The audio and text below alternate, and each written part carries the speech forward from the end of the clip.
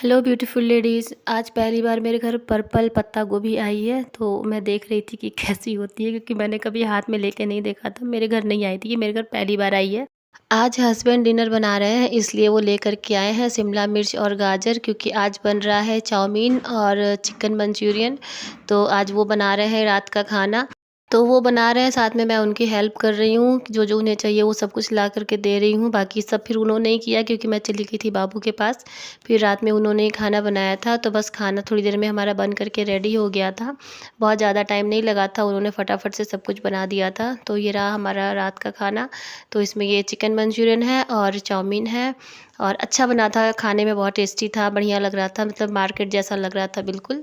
बाबू को मैंने खिलाया, लेकिन वो खाया नहीं। थोड़ा सा मतलब उसने टेस्ट किया, लेकिन उसे लगा मैगी है, तो वो सोचा कि मैगी है तो वो खाएगा, लेकिन थोड़ा सा खा के उसे लगा कि नहीं नहीं मैगी नहीं है, तो फिर वो छोड़ दिया, नहीं खाया। फिर सुबह हो गई थी, और सुबह में मैं फिर आ गई थी रूम में यहाँ कपड़े प्रेस करने के लिए, क्योंकि हस्बैंड को ऑफिस जाना था। और अब गर्मी का मौसम आ रहा है ना, तो लाइट का कोई भरोसा नहीं है, कभी भी चली जाए। तो मैंने उठ के सबसे पहले कपड़े प्रेस कर दिए थे। कपड़े प्रेस करके मैं चली गई थी किचन में, और किचन में फिर मैंने जल्दी से नाश्ता बनाया था। तो आज मैंने गोभी की सब्ज़ी और रोटी बनाया था। तो यहाँ पर मैंने आज लोहे की कढ़ाई यूज़ करी थी, क्योंकि अच्छा होता है ना हेल्थ के लिए लोहे की कढ़ाई। तो अब मैं ज़्यादातर सब्ज़ी इसी में बनाती हूँ। और लोहे की कढ़ाई का ये होता है कि बनाने के बाद फटाफट से वो सब्ज़ी खाली कर देनी चाहिए, नहीं तो फिर वो काली हो जाती है। तो फिर मैंने वही सब्ज़ी वगैरह सब कुछ खाली करी, बर्तन निकाले धुलने के लिए।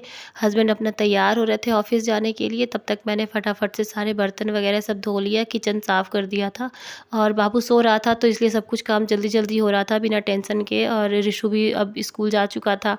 तो फिर मैंने वही फटाफट से सब कुछ साफ़-दाफ़ किया, और फिर साफ़ करने के बाद मैंने चावल-दाल भी साथ के साथ ही रख दिया था बनने के लिए, कि वो भी बन जाएगा, तो फिर मुझे मतलब ज़्यादा टेंशन नहीं रहेगी।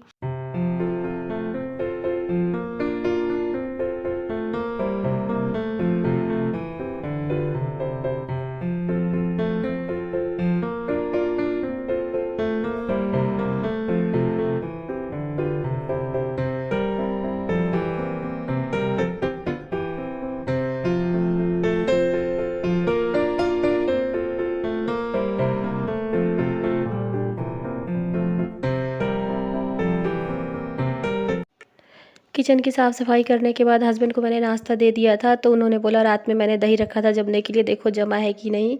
तो मैंने देखा तो ये जमा ही नहीं था बिल्कुल, मतलब ऐसे ही दूध पड़ा हुआ था उसी तरह से। फिर मैंने वापस से उसको रख दिया। तो मैंने गैस गर्म था, तो मैंने गैस पर ही फिर रख दिया था, तो वो फिर दोपहर तक जम गया था। जब वो दोपहर में आए थे खाना खाने के लिए, तब तक वो जम गया था, और बहुत अच्छा जमा था, बिल्कुल मीठा, क्योंकि उन्होंने 1 केजी दूध था, उसको जला-जला करके आधा केजी कर दिया था, और उसके बाद उसमें जोरन डाला था जमने के लिए। तो बहुत ही मीठी दही बन के तैयार हुई थी, और अच्छी लग रही थी।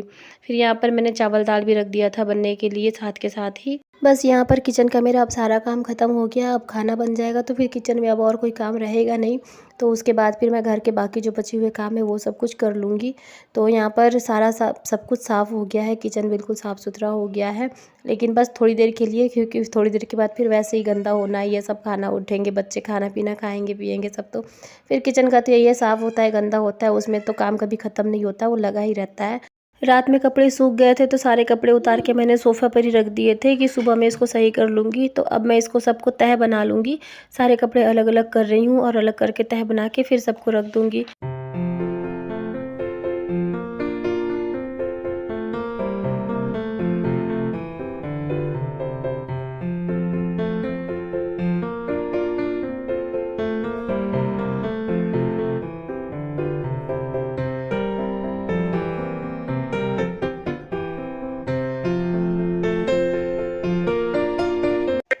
बाबू के साथ मैं बाहर बैठी हुई थी, तो फिर मैंने सोचा कि क्यों ना गमलों को थोड़ी-सी मिट्टी-विट्टी उसकी कोड़ दी जाए अच्छे से।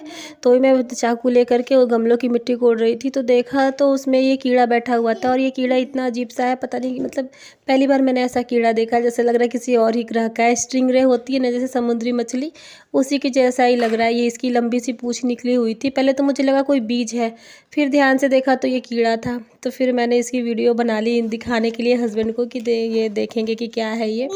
लेकिन उन्होंने भी देख लिया था, तब तक वो आए थे जब दोपहर में, तो वो वहीं बैठा हुआ था, तो फिर मैंने उन्हें दिखाया। बाबू भी उठ गया था और उठ कर के ये अपनी मस्ती में लग गया था, कभी बॉल से खेल रहा है, कभी बोतल से खेल रहा है और ये बाहर ही काफ़ी देर तक खेलता रहा। और मेरे पास भी अब उतना कुछ काम था नहीं, तो फिर मैंने भी छोड़ दिया कि चलो ठीक है खेलते हैं। फिर यहाँ पर नहाने के बाद मैंने बाबू को भी नहला दिया था, मैंने भी नहा लिया था। रिशु भी स्कूल से आ गया था और फिर यहाँ पर शाम हो गई थी, तो शाम को रिशु बोल रहा है कि मुझे दुकान जाना है। तो फिर मैंने बोला ठीक है, तो वही हम बाहर निकल रहे थे देखने के लिए। तो रिशु दुकान जाएगा और यहाँ से हम देखेंगे। तो फिर जो भी जा रहा था ना, बाबू सबको बाय बाय कर रहा था। शाम हो रही थी और दुकान के पीछे बड़ा सा सूरज ढल रहा था, दिखने में बहुत ही अच्छा लग रहा था।